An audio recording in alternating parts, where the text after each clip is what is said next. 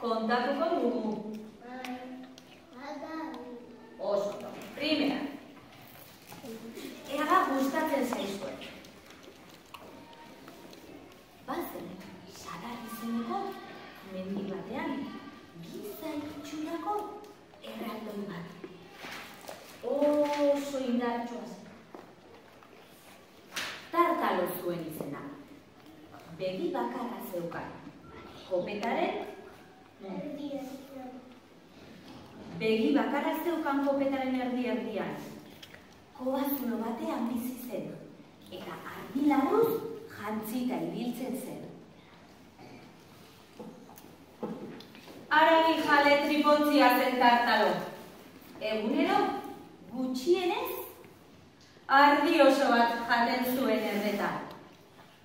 Baina, badakizute zer, giza haragia zen, gehien gustatzen zitzaion jatea. Behin, gertatu zen, Patxi izeneko artzain bat, galdu zela Saharar mendian. Iluna zetorren, eta ezin zuen etxerako bidea aurkitu. Hala zebilela, hor non ikusten duen Tartaloren kobazua. Zegoela ardiak ikusten zituen, kobazuloan sartzen, eta harriturik geratu zen. Baina askoz gehiago harritu zen ardi haiek hartzetik.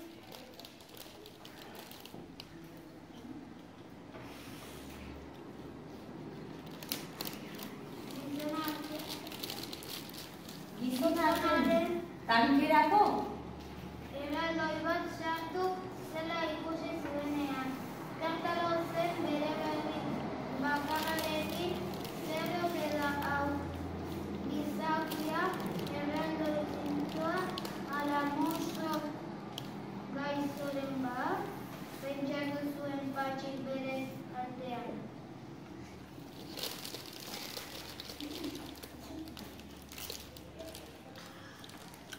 Baina Tartalok harri handi batekin iritsi zuen sanerako zuloa.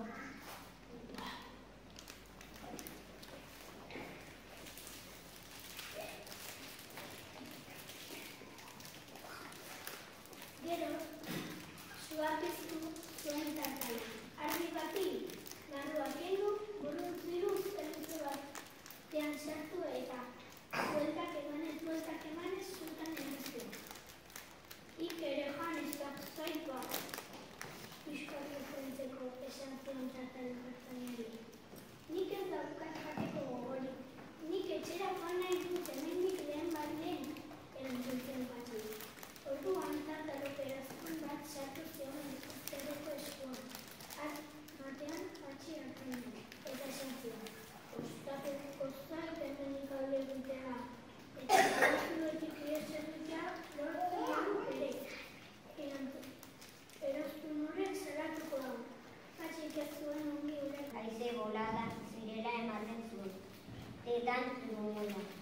Tartalok lo ikusi zuenean Patxik zintuntzia zutan goritu, ondo arguntatu eta indadez, zas! Begi bakarrean erdi-erdian sartu zuen. Hau! Iten zuen garasi Tartalok minaren dugu. Gau osoan ez duen lorik egin.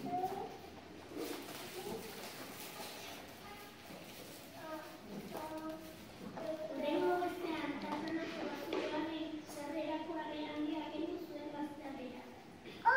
Gero, bi hankak zabaldu eta sarreretan jarri zen. Barrura begira. Txistu jo zien bere argiei eta denak egiten hasi ziren. Tartalok bizkarra aurkitu zen argien parandonan. Haien artean zertainak ihes egin ez izan. Bizkar gainean jarri zionean beste behar.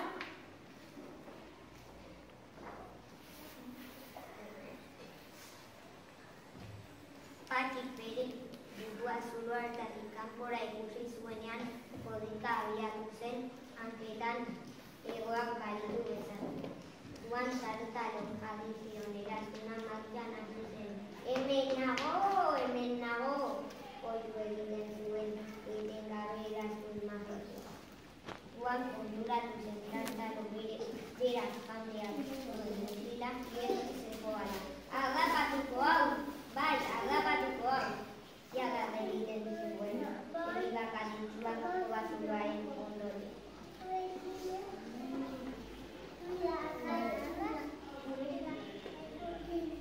Eta Tartalok oihuak entzuten zituen lekura hurbiltzen hasi zen zingurura eta zangurruka baina azkar. Hemen nago! Jarraitzen zuen esaten eraztuna. Gero eta hurbilago entzuten zuen artzainak Tartaloren ahotsak. Laster ez nire hartzaparretan. Eta baita ere, lasterezko gainera. Hartu zuen zorrotz bat eta ras! Atza moztu zuen ondo ondoren.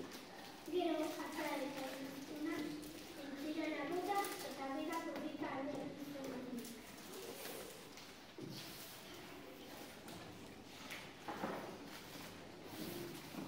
Baina ez pentsatu uretara mota zutelako eraztuna isilu zenik.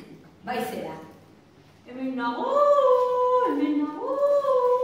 Oihukatzen zuen aintziraren ondotik. Tartalo berriz geroz eta azkarrago. Zijoan bere eraztun magikoak deitzen zion lekura. Eta blast! Han joan zen tripaz aurrera uretara gure Tartalo. Ez zekien igerian. Bertan, ito egin zen. Eraztuna ere, urraztiak edatu zen isilik.